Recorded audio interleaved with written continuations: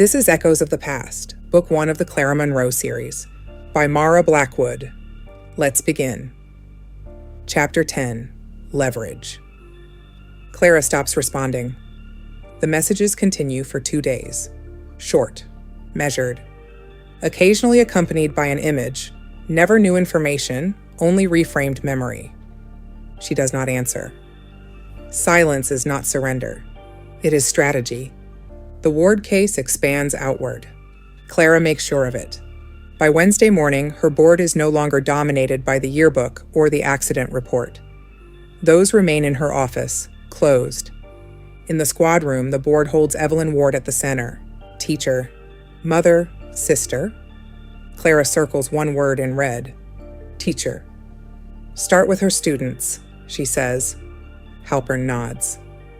We've got 3 who emailed her repeatedly the last month, he says. 1 grade dispute, 1 disciplinary issue, 1 personal. Personal how? Clara asks. Halpern glances at the file. 17-year-old male, name's Nathan Ives. He'd been staying after class, excessively. Clara's expression doesn't change. Interview him, she says. And his parents.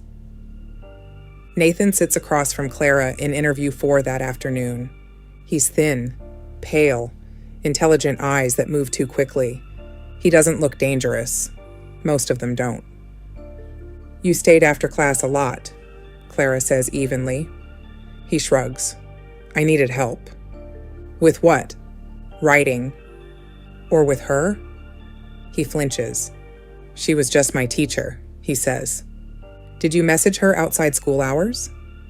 No.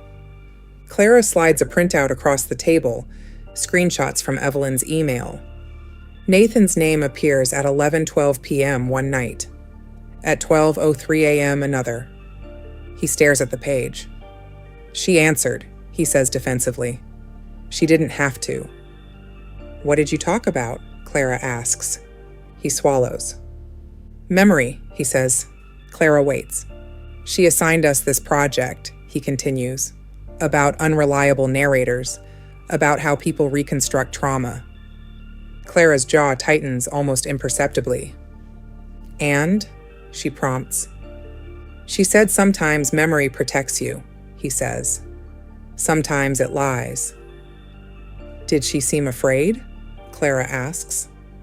Nathan hesitates. She seemed distracted? Distracted how? Like she was listening for something, he says quietly. Clara studies him. Did she ever mention someone contacting her? She asks. He nods. She said someone from her past kept telling her she'd forgotten something important.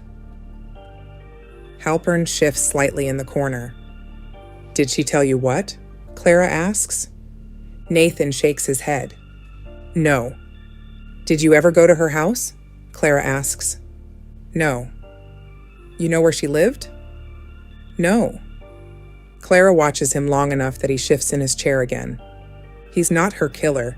He's too transparent. But he is something else.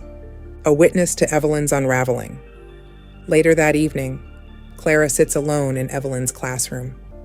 The principal allowed it. No students, no fluorescent hum, just the faint smell of dry erase ink. She stands at the whiteboard. Memory is She doesn't complete it. Instead, she examines the bookshelf. The gap still visible. They've pulled purchase records. The missing title, False Recall, The Architecture of Memory.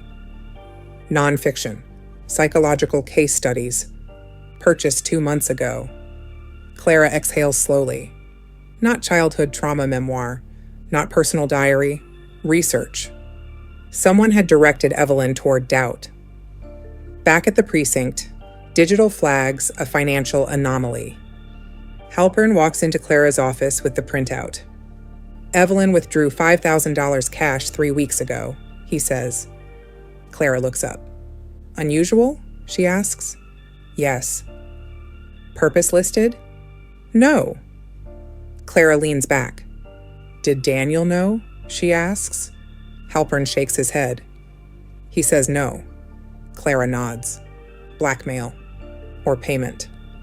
Option 4 settles deeper. Someone benefited. Not just psychologically, financially. That night, Daniel returns for a follow-up. This time without his lawyer. He looks tired, less composed. "Did Evelyn withdraw money recently?" Clara asks. His confusion seems genuine. "No." $5,000? He blinks. "For what?" "That's what I'm asking." Daniel's face drains. "She wouldn't," he says. "Wouldn't what?" "Pay someone." "For what?" He shakes his head, almost violently. "She said she was being tested." Clara's voice stays even. "Tested how?" "She said someone was asking her questions about the past, about what she remembered, about what she didn't." "Did she answer?" Clara asks. "Yes." "And?" Clara presses. Daniel swallows. "She said the answers kept changing." The room goes very quiet. After Daniel leaves, Halpern closes the door behind him. "This isn't just murder," he says. "No," Clara agrees. "It's coercion." "Yes." "And someone's collecting." Clara nods once. "And that someone is not necessarily the man in the hood," Halpern says carefully. Clara meets his eyes.